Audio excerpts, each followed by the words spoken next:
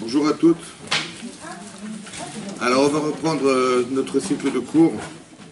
On va démarrer un nouveau chapitre dans le Rav Dessler. On avait parlé la fois dernière de la Havatamine, donc d'aimer les créatures. Et si on va parler de la Sheifa, de l'ambition. Alors, Bnei Adam, Me'atzirim et Adam Beshoef. Donc les gens en général vantent les gens ou sont fiers des gens qui ont de la Sheifa, c'est-à-dire qui ont de l'ambition. Vechem samim lev lechanech et abenehem lihotam bale Sheifa ou meretz. Et ça va même jusqu'au point où on éduque nos enfants, n'est-ce pas, à avoir de l'ambition et créer une force, une tension chez eux pour aboutir à leur espoir, à leur rêve, et on les pousse à ça. Vegam gvar katav echad achoshvim. Il y a parmi des philosophes, j'imagine, des gens, des penseurs, qui ont écrit qui a Sheifa Chaim. Eux, ils estiment que l'ambition qu'on doit avoir, c'est ça vivre. Ça veut dire que les personnes qui ont des ambitions dans leur vie, ce sont des gens qui vivent en fait. Et ceux qui n'ont pas d'ambition dans la vie, c'est des gens qui ne vivent pas. Donc c'est-à-dire que la Sheifa, ce qu'on appelle la Sheifa, c'est-à-dire l'ambition personnelle, la perspective de réussite, ou qu'il soit financière, économique, professionnelle, c'est ça vivre. Pour eux, c'était ça, voilà, c'est ça l'ambition. L'ambition, c'est l'expression de ce qui doit se vivre. Aval, Haïm, Nachon ou Adavar, demande le Rav Dessler de savoir est-ce que c'est juste de penser que la Sheifa, donc ça veut dire l'ambition personnelle, c'est ça qui détermine la vie, et tout le reste n'est que secondaire. Hen Sheifa Ireavon. Lui, il détermine le Rav Dessler que la Sheifa, c'est-à-dire l'ambition, c'est comme être affamé, d'avoir faim. F-A-I-M. Ouais. Parce que ça veut dire qu'on a des pulsions personnelles. Ouais. On est construit avec des émotions. Hachem nous a construit comme ça. Vous avez faim, vous avez soif, etc. Ce sont des signes, en fait, précurseurs qui ont été déterminés par Akadosh Baruch Hu pour que, justement, on ne se détériore pas. Parce que si on n'avait pas faim, on pourrait rester comme ça des journées entières sans avoir de signes qui pourrait nous pousser à penser que c'est pas nécessaire de se nourrir, ouais, et ça pourrait être dangereux pour la santé. Donc Hachem, il nous a fait un chesed, qu'on a faim, on a soif, on a chaud, on a froid, ce sont des sentiments. Il leur a décelé que l'ambition personnelle, qui a pour être un rapport intellectuel, en fait se rattache à une émotion. Oui, et donc il dit c'est comme la faim, comme d'avoir faim. Qu'Hacher Ishaf Araav Le'echod, de la même manière qu'un homme aspire Araav, celui qui est affamé à manger, Kacha Akol Hacher Ishaf Elav Adam, Rêve le auto d'avar. En fait, il veut retraduire l'ambition comme un désir d'assouvir un besoin. Vous avez compris? De la manière que j'ai faim, je suis affamé, je cherche quelque chose dans le frigidaire à manger. De la manière que quelqu'un il cherche à réaliser des rêves. Ouais, donc il est shoef, il aspire à quelque chose, et l'aspiration n'est que le résultat d'un besoin personnel, qui se traduit peut-être matériellement par un désir d'assouvir quelque chose. Mais la Sheifa, l'ambition, elle se traduit comme un besoin d'assouvir quelque chose. C'est comme ça qu'il veut le traduire. Donc il dit que, donc si ça se traduit comme si j'avais faim, voilà, j'ai faim, je cherche à manger, je cherche à remplir mon ventre. De la même manière, j'ai envie de remplir mes rêves, j'ai envie de remplir une condition de vie. Et bien ce désir-là, ce désir qui est l'expression d'un manque, parce que j'ai envie d'assouvir quelque chose, donc j'aspire à quelque chose, ouais, ça exprime quelque chose qui est du domaine d'être affamé ou assoiffé. Il dit Valken, Taoud Dollar, Ta'a Achoshev Haou. Donc il s'est vraiment trompé, le penseur qui a pensé que d'avoir de l'ambition c'était vivre. Ouais, Sheifa Chaim, en déterminant que ce qui destine la personne à vivre, c'est celui qui est shoev, qui aspire à quelque chose de sa vie. Areavon et Nochaim, parce que d'avoir faim, c'est pas vivre. Ouais. C'est pas ça le sens de la vie. Elle a achai raev ineu, parce que jusqu'à quand il va être affamé? Jusqu'à ce qu'il soit rassasié.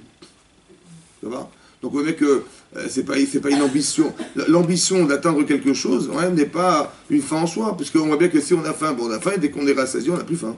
C'est ça. Donc c'est-à-dire ça reste. Est-ce que c'est un but en soi ou un moyen? Il a l'air de dire, alors Dessler, que la Sheifa, c'est-à-dire l'ambition d'atteindre quelque chose, l'aspiration à atteindre quelque chose, n'est qu'un moyen, mais pas un but qui va déterminer le sens de sa vie. Parce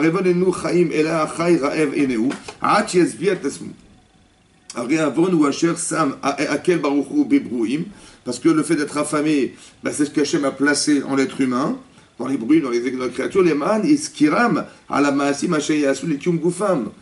Ce sont des actes à accomplir. Le fait qu'on ait faim, ouais, par exemple, dans l'exemple d'être affamé, c'est quelque chose qui a été incrusté en l'homme, qui a été inculqué en l'homme, pour faire que, bah, effectivement, il va pas entamer sur sa santé, et il va savoir que le kiyumagouf, c'est-à-dire de pouvoir résister à quelque chose et pouvoir, comment vous dire, de résister à la faim, c'est une limite en soi, qui est déterminée par une sonnette d'alarme qui s'appelle avoir faim.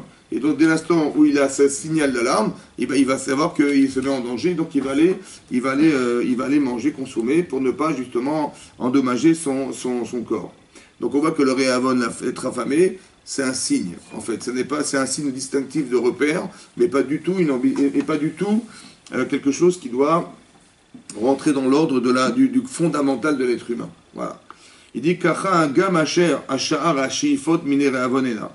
Il faut bien comprendre que l'ambition, c'est comme être affamé de quelque chose. Ça va?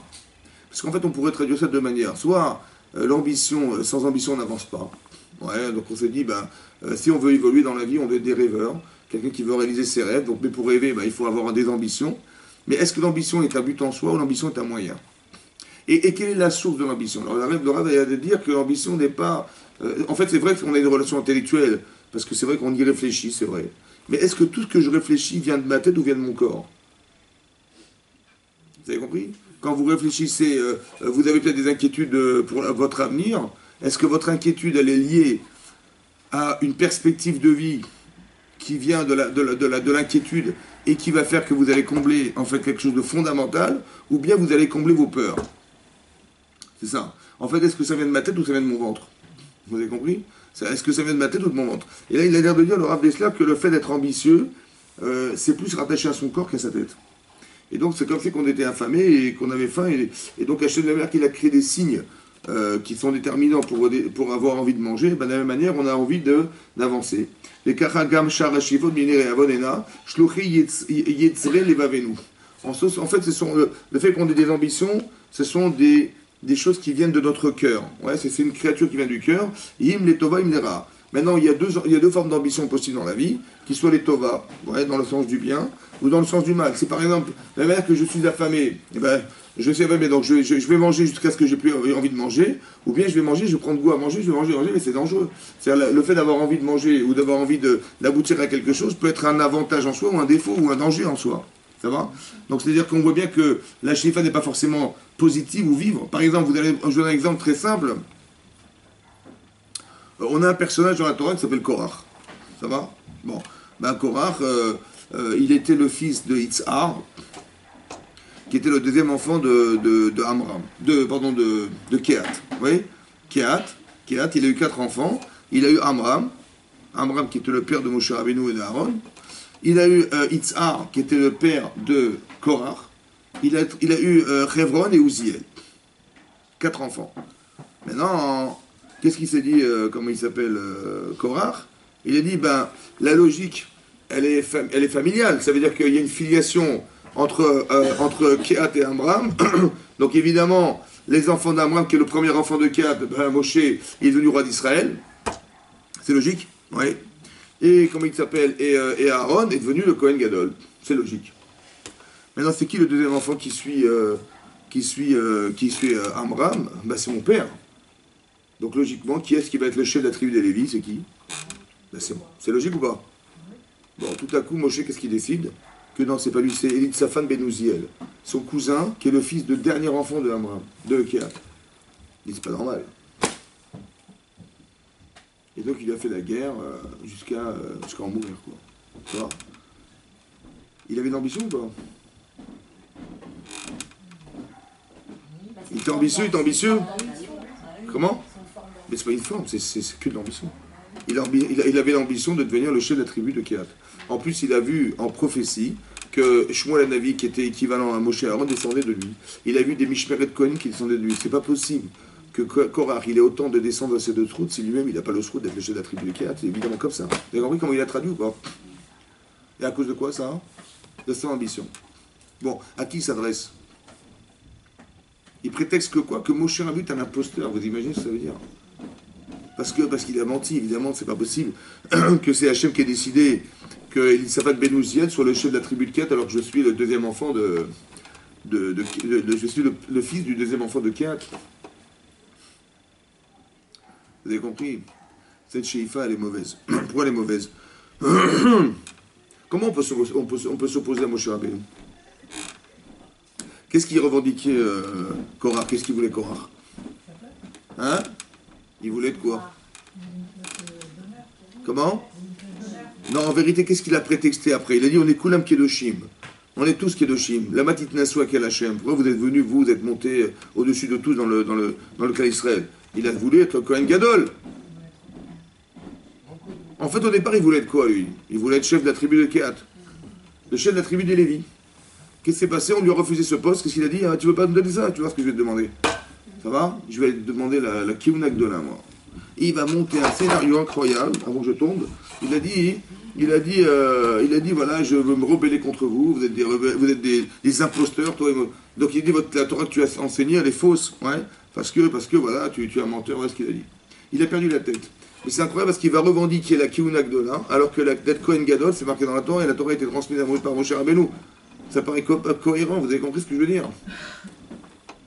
C'est-à-dire qu'il a un discours qui est incohérent parce qu'il revendique, il prétend que Moshe est un imposteur, et d'un autre côté, il reconnaît la Torah, mais ce qu'il arrange, ça va? Vous avez compris que la Sheifa, des fois, ça peut être dangereux. Ça veut dire que quelque part, on peut avoir des ambitions extraordinaires qui sembleraient des Shem Shamaïm, a priori, parce qu'il a pensé bien faire. Et quand on lui dit, écoute, bah, c'est simple, ou tu as raison, tu seras Kohen Gadol, ou tu vas mourir. Quand quelqu'un lui dit, écoute, c'est où ça où tu meurs, qu'est-ce qu'il dit en général? Il dit, bah, ça va, je rigolais, c'était une blague, bien sûr que je veux pas.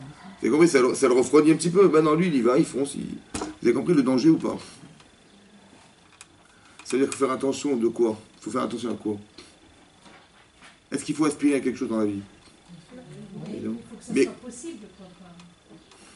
j'ai compris, mais c'est quoi le danger de ça? Ça, c'est l'avantage, c'est extraordinaire, parce que si on n'a pas d'ambition, évidemment, on n'avance pas. C'est ça l'ambition qui nous tire dans la vie, c'est nous qui devons gérer les...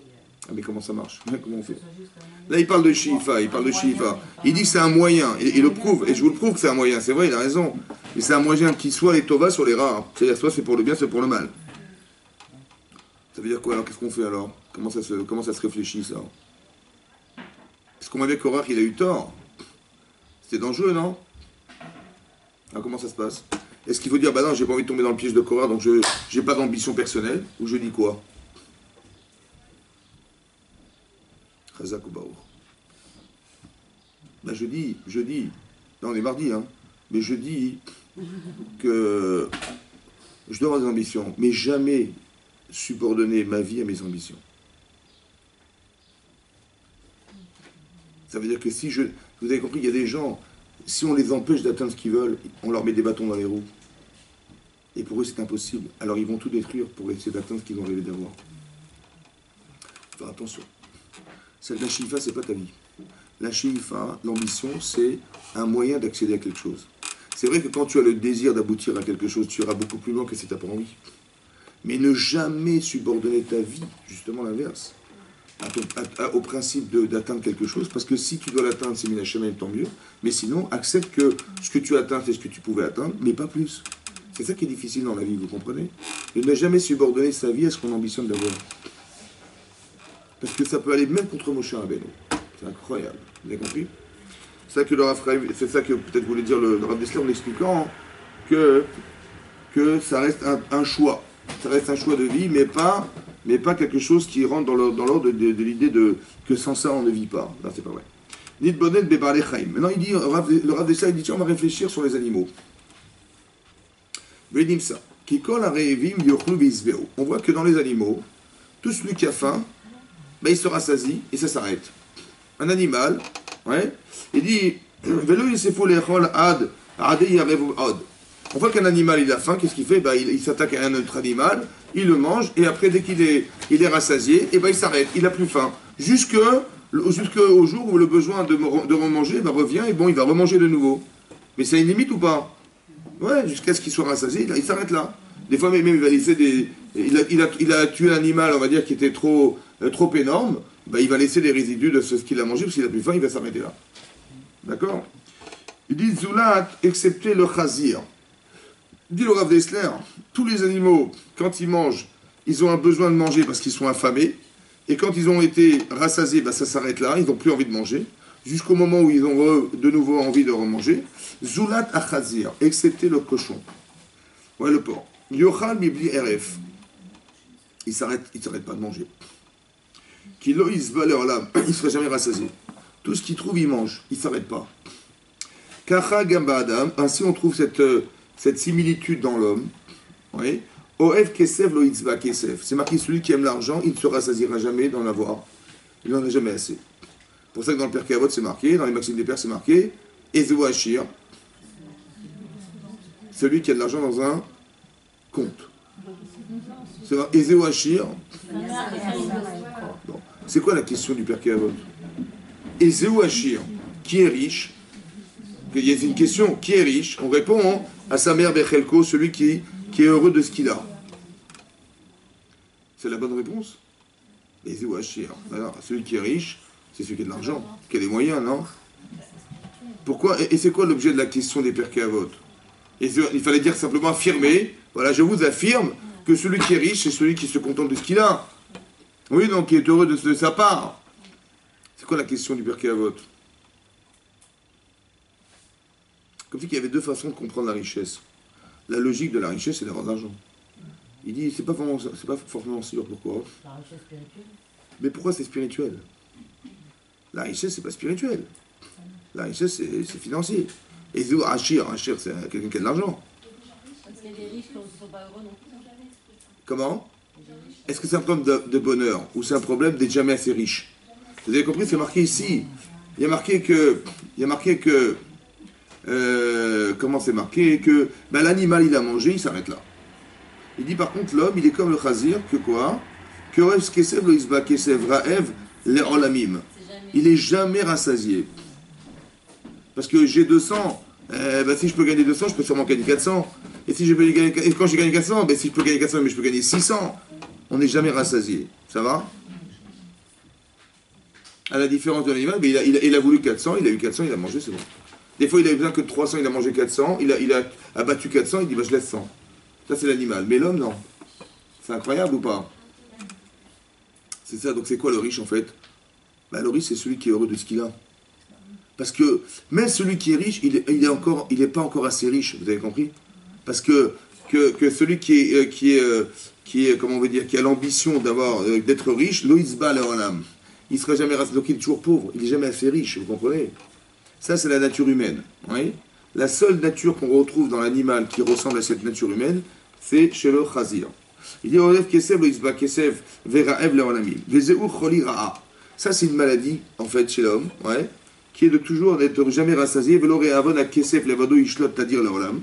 Qu'en fait, il ne s'agit pas que de l'argent, dit le Rav Dessler, ouais, que velo re'avon a kesev, c'est pas d'être affamé d'avoir de l'argent, levado seul, ishlot, c'est-à-dire qui est cholette, c'est-à-dire qu'il y a une emprise sur lui à jamais, toujours.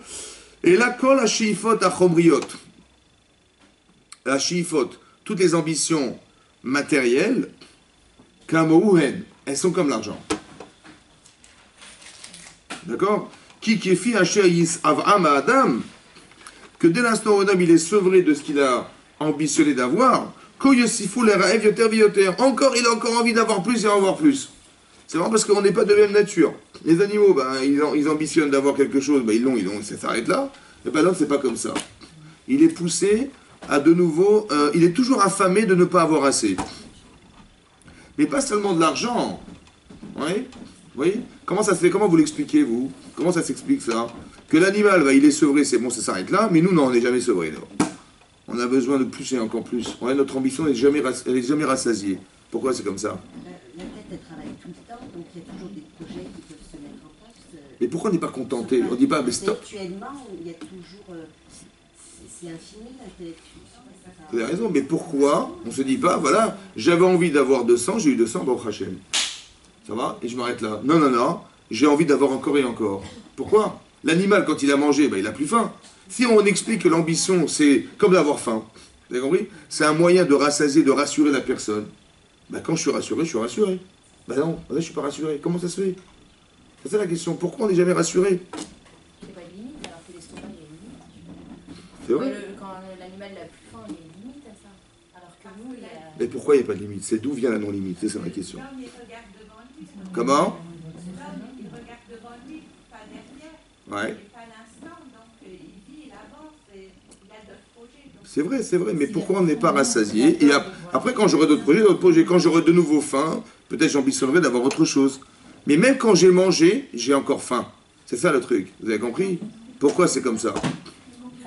Hein? Ah mais c'est quoi la source? Il faut comprendre, écoutez-moi bien. J'ai un problème, après je peux le traduire comme, bah tiens, je ne l'ai pas solutionné, j'ai un manque d'émouna. Mais je veux savoir juste une chose. Pourquoi l'origine de ce que je suis, c'est de jamais être contenté de ce que j'ai? Pourquoi? Ben voilà, j'ai mangé, comme l'animal, j'ai mangé, voilà, j'avais l'ambition d'assouvir ma faim, mon ambition, je l'ai assouvi, ça est terminé. Oui, non. Pourquoi non? C'est pas fini. Même quand j'ai fini de manger, j'ai encore faim, il faut que je continue à avoir plus. Mais spirituellement, on n'a jamais fini d'avancer, on doit toujours avancer. Donc Oui. ça doit certainement d'un Neshama. Khazak, ça veut dire que quoi? Ça veut dire que quoi? Qu'est-ce que vous êtes en train de dire? C'est quoi la différence entre l'animal et l'homme en fait? Hein? On a une conscience. Hein? On a une conscience. C'est vrai, mais elle dit que l'ambition vient de la Neshama. Ça veut dire que le désir d'avancer ou d'avoir plus vient de la Neshama. Mais ça se mélange à quoi, ce que vous pensez? En fait, de quoi on est composé? Est-ce qu'on n'a qu'une Neshama? En fait, ça se traduit corporellement comme ça. Ça veut dire que la cohésion qui existe, on va dire comme ça, l'incohérence humaine, parce que c'est une incohérence, on n'est jamais rassasié, c'est incohérent. L'animal, il a faim, il a fini de manger, il a fini de manger. Nous, on n'a jamais fini. D'où elle vient cette incohérence? Elle vient de ce que nous sommes qui est incohérent. Vous savez ce que c'est ça? Ben, c'est qu'on a un corps et on a une neshama. Par exemple, vous avez un cerveau. Ça va, vous allez faire. C'est quoi un cerveau? Ben, un cerveau, c'est de la viande. C'est de la viande ou pas? Bon. Mais cette viande-là, elle est spéciale. Ouais. Il y a des connexions électriques qui se font.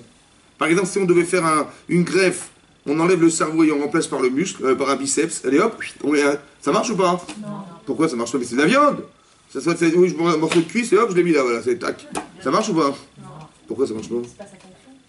Mais pourquoi ça marche pas? Parce que les connexions électriques que vous avez dans le cerveau, elles sont pas les mêmes que celles que vous avez dans votre cuisse. Ça va ou pas? Où est-ce qu'il y a plus de connexions, dans le cerveau ou dans le ventre? Dans l'estomac ou dans le cerveau? Ou dans l'estomac? Ou dans l'estomac? Où il y a le plus de connexions? C'est dans l'estomac! Incroyable! Quand vous avez une angoisse, vous avez mal au ventre. Parce que vous avez des connexions électriques beaucoup plus importantes dans l'estomac que dans la tête. Incroyable ou pas? Bon. Comment? Heureusement que je suis là ou pas? Mais non, c'est incroyable. Il y a plus de connexions électriques dans l'estomac que dans le cerveau. Mais non, d'où elle vient l'électricité? Hein? Non, le cerveau c'est une machine. Mais il y a un circuit électrique. Quand vous voyez, on met des diodes sur le cerveau, vous voyez, quand il part, ça éclaire quelque chose. D'où elle passe? C'est quoi l'électricité? Comment? L'électricité. Le cœur, c'est quoi, madame? Le cœur, c'est une pompe. Vous savez, dans les voitures, il y a des pompes. Une pompe qui permet à l'essence d'arriver au moteur. Donc, il y avait un réservoir, il y a une pompe, il y a un moteur qui envoie l'énergie, qui transporte l'essence et qui arrive jusqu'à votre moteur et qui brûle et qui déclenche une explosion et qui fait tourner les pistons. Il y a une pompe ou pas? Il y a une batterie dans la voiture? Mais si vous enlevez la batterie, ça marche? Donc, vous voyez bien que ce n'est pas le cœur. Le cœur, c'est la pompe. Mais c'est quoi qui fait actionner la pompe? Cerveau. L'actionner électriquement. Et l'électricité? Hein? Comment? Ben c'est comment? Dans l'électricité, madame. Par exemple, la personne, elle décède. Tout à coup, ça s'arrête de marcher. Ça va ou pas? Donc, c'est quoi l'électricité? C'est quoi l'énergie? Mais quand vous respirez, il faut de l'énergie pour ouvrir la bouche. Quand vous faites... Ouais, donc j'ai donné la volonté, mais c'est électrique. Ben, c'est votre neshama, évidemment. Ça va? Votre neshama, elle veut respirer ou elle veut autre chose? Votre neshama, elle veut manger? Bon, est-ce qu'elle a des ambitions? Ben, dites oui, parce que c'est un futur.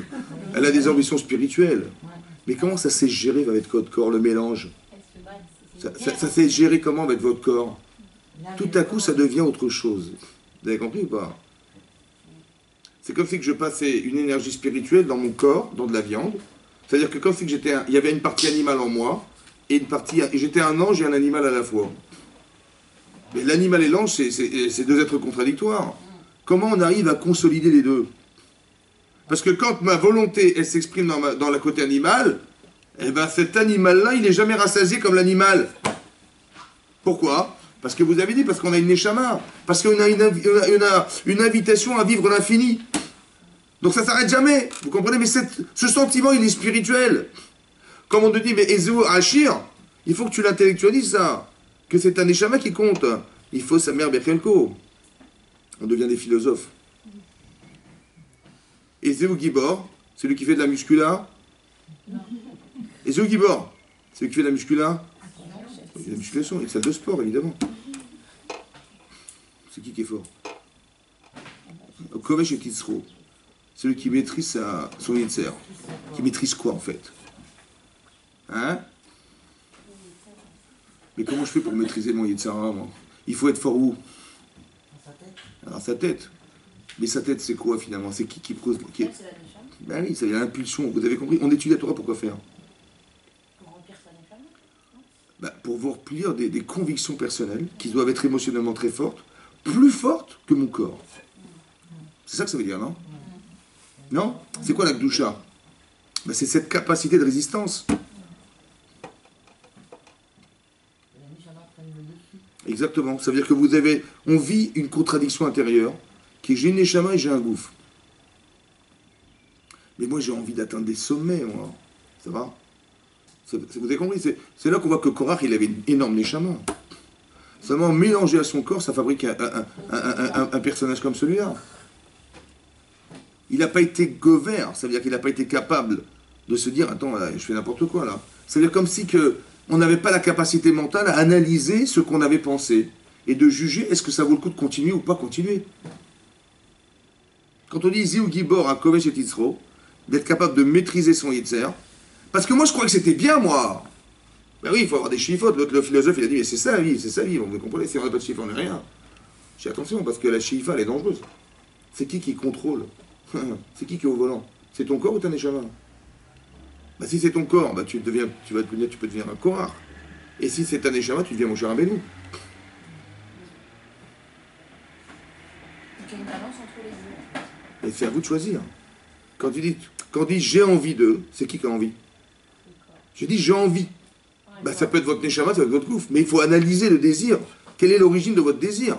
Je suis shoef, moi j'ai envie, je suis très ambitieux. Comme il y a des hommes politiques, ils ont des grandes ambitions, ils ont fait des grandes écoles, l'ENA, ouais. Et qu'est-ce qu'on entend des fois? Bah, des dérapages, des scandales. Pourquoi? Bah, pourtant le type il est devenu ministre de la Défense, ministre de l'économie, ministre de... Quelle était l'origine de mon ambition?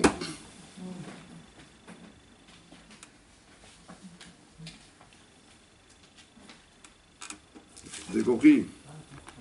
Il dit l'homme il est jamais rassasié. Je pense que le pshat c'est ça. Ça veut dire qu'on n'est pas rassasié parce qu'on a quelque chose d'infini en nous qui ne s'arrête jamais.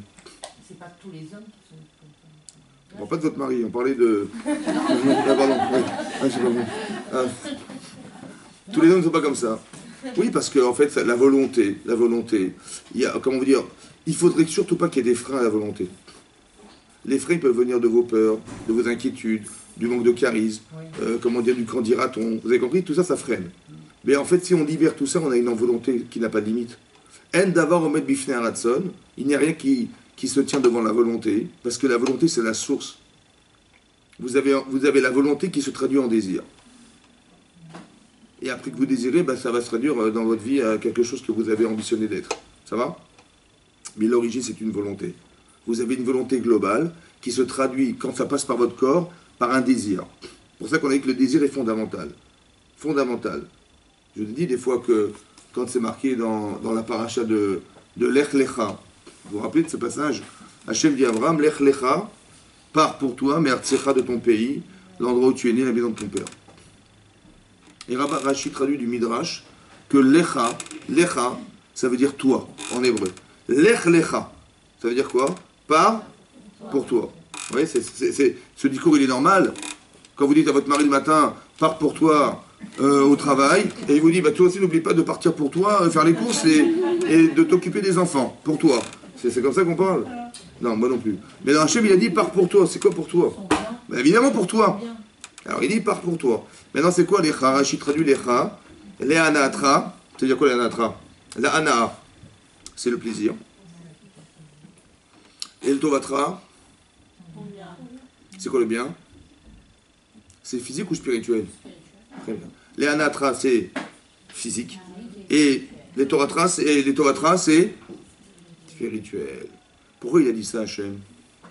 Parce que pour dire, peut-être, si tu n'as pas de plaisir physique, mais tu as un plaisir spirituel, ah, tu as très envie de...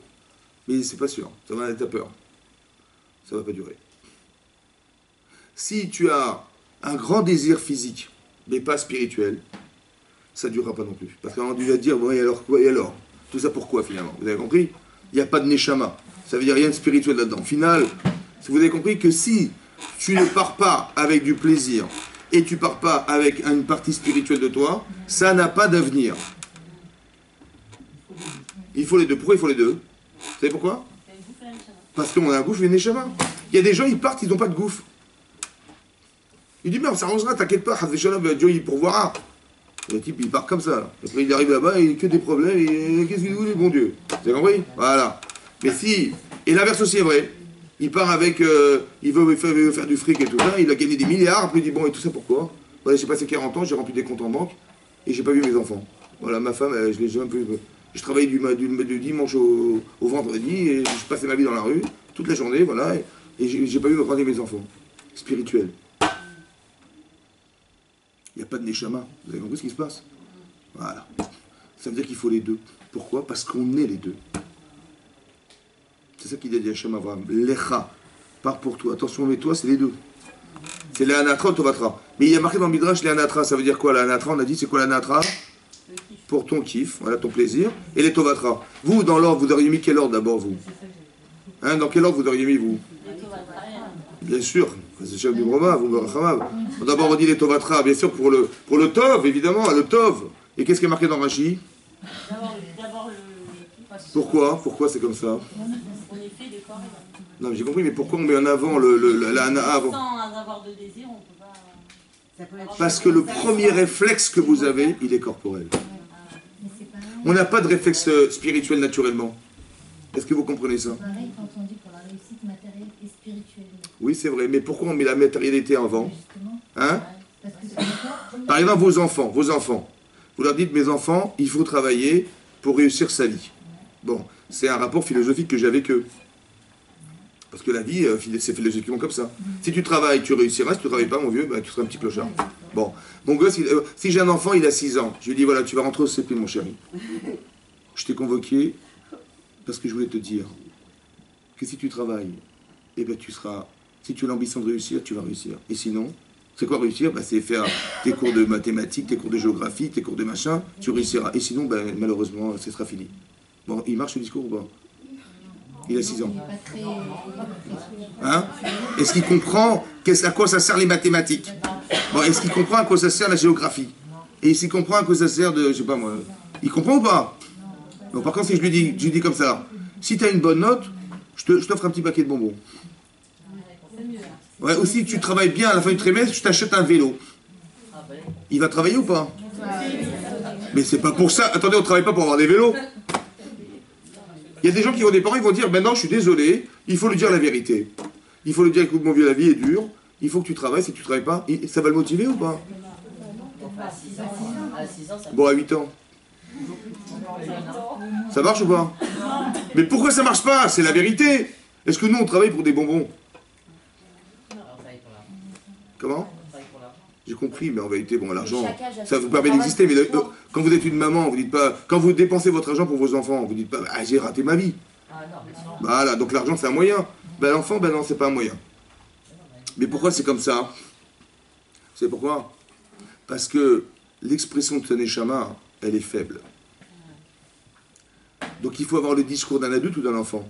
Vous, vous êtes des adultes. Donc vous dites, ben évidemment, c'est comme ça, évidemment, je ne vais pas lui mentir. Il ne faut pas lui mentir. Mais c'est un mensonge que de lui dire la vérité. Parce que c'est un enfant, vous comprenez ou pas? Parler son discours à lui, pas le vôtre. Donc il y a que la motivation qui va l'amener à penser. Je dis, ouais, mais attends, si je lui apprends à gagner sa vie en achetant des bonbons, un jour il va me demander une voiture.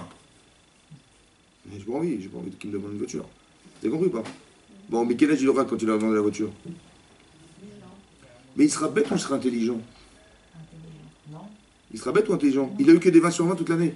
Les bonbons, ça a marché, il a plus de dents, mais il a des mais il a que des bonnes notes. Il va dire intelligent ou pas? Mais quand il va dire intelligent, il va me dire papa, mais je veux la voiture, je veux la machine. Mais s'il devient intelligent, il va me dire papa, mais j'ai plus besoin de toi, mais non. Il a compris ou pas? Ça veut dire qu'on parle à son corps, on parle pas à sa neshama. Parce qu'il comprend rien en fait, il comprend pas ce qui se passe. Mais je le sais. Donc qu'est-ce qu'il faut que je fasse? Que je le motive avec les anaatra ou tovatra.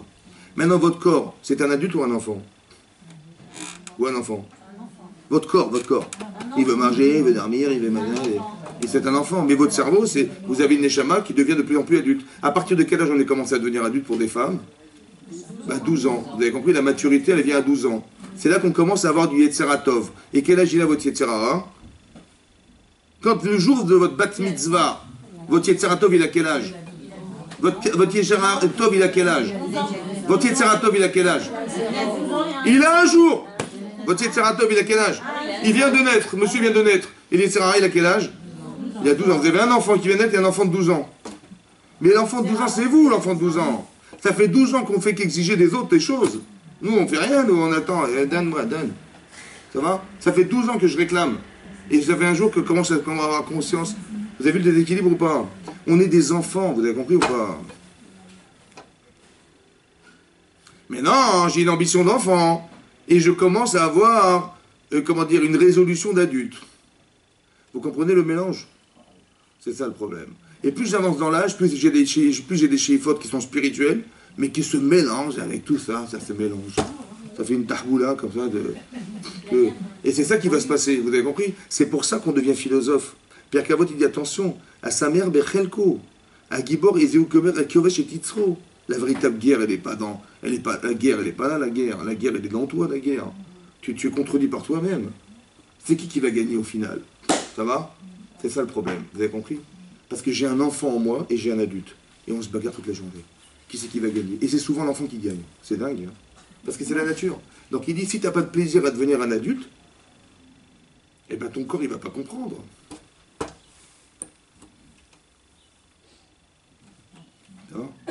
Parce qu'on a la conscience des deux. Et la conscience des deux, c'est un mélange. Maintenant, comment ça sort? Le mélange, il sort. Ben, il sort que j'ai des ambitions, mais après, il faut que je sache au départ que l'ambition que j'ai, elle est relative à ma compréhension de la Torah du départ. Ça va?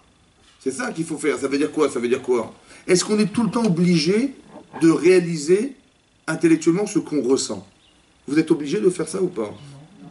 Pourquoi? Parce que des choses que vous ressentez, ben, sont bien pour vous, et des fois, elles ne sont pas bien. Donc, est-ce que j'ai le droit d'analyser ce que je ressens? J'ai un devoir de le faire. Parce que si je n'analyse pas ce que je ressens, voilà, je dis, tiens, j'ai envie de faire ça. Bon, mais ça vient d'où d'abord? Ça vient de mon corps ou de ma neshama? Ça vient de la Torah que j'ai en moi ou ça vient de mon corps? Mais des fois, c'est nécessaire. Parce que si je nourris pas mon corps, c'est dangereux. Donc je dis, ben, je le fais, je le lance. Ouais. Mais par exemple, tiens, j'ai envie de manger du chocolat. Bon, après, quand je mets le pied sur la balance, je me rends compte que il faut mettre les deux pieds, en fait. Parce que j'aurais voulu en mettre qu'un et je me rends compte que des fois, c'est bon, mais est-ce que ce qui est bon est bien? Donc j'analyse. Et je me rends compte que des fois, ben, c'est plus fort que moi, le chocolat, c'est... Et en vérité, c'est pas intellectuel ce que je vous dis là, vous avez compris? C'est l'expression de c'est votre corps qui parle, c'est pas... Donc, quelle est l'origine de ce désir? Alors après, je dis, ben, attention, il faut que j'arrive à être gibor. Ça veut dire à dire, attends. Là c'est dangereux pour ta santé. Essaie de projeter. Et Zouchacham, Aroet Anolad, allez, un chocolat, 2, 3, 4, 5, 10, c'est dangereux pour ta santé, arrête-toi. La cigarette, c'est pareil. Oui, mais la cigarette, ça me calme, vous comprenez? J'ai envie de me calmer, donc je fume, c'est normal. Et ça me fait du bien.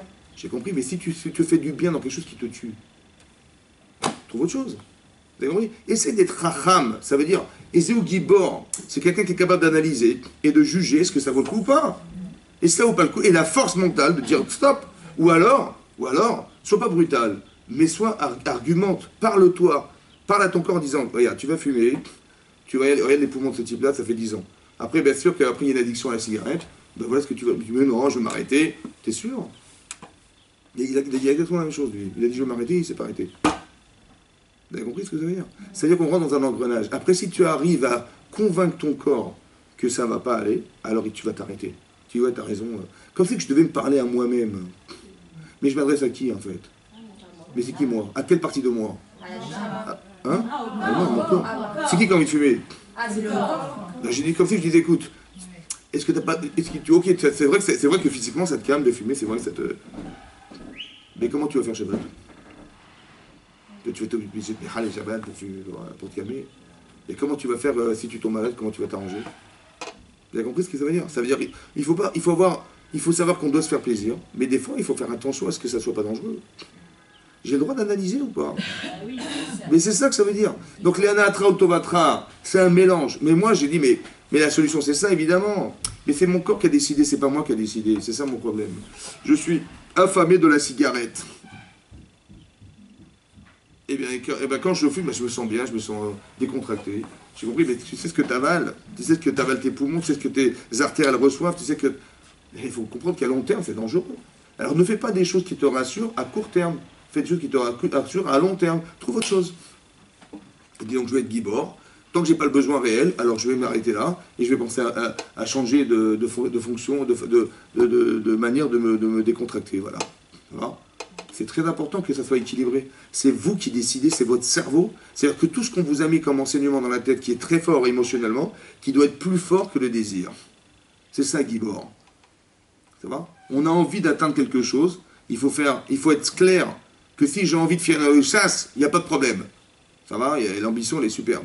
Mais si j'ai pas envie... Par exemple, j'ai dit... il est marqué... Reshit Rochma. Yirat Hashem. Reshit Rochma.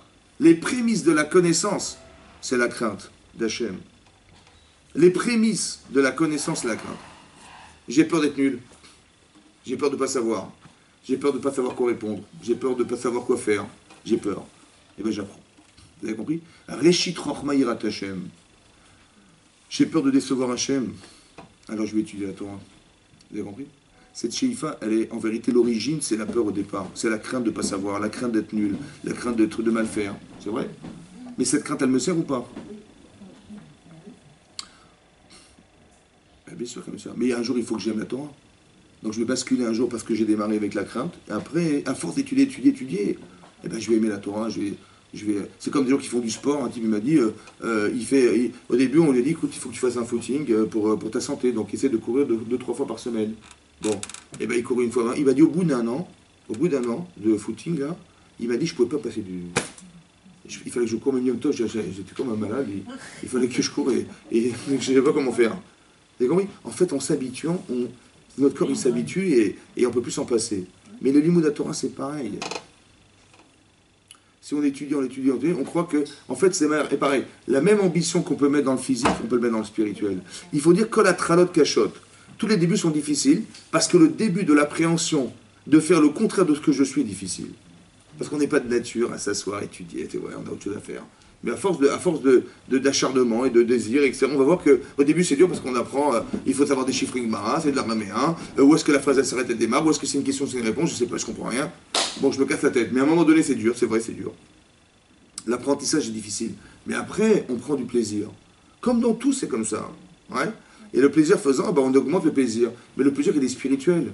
Ça va? Et quand j'ai oublié, j'ai peur d'avoir oublié, je révise de nouveau. Vous avez compris? Et j'ai peur parce que j'ai un objectif, c'est d'arriver à la fin de ma vie, ou peut-être je dis, voilà, je connais bien la Torah. Voilà. Parce que je sais que là-haut, les seules manières de communiquer avec Hachem, c'est avec la Torah.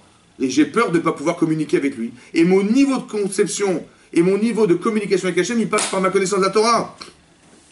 Mais j'ai peur d'arriver là-haut, j'ai passé ma vie à rien, et puis finalement j'arrive là-haut, je dis, c'est trop tard. Comment ça, trop tard? Oui, parce qu'il fallait apprendre, il fallait savoir. Comment tu veux parler avec Hachem? T'as pas les liens.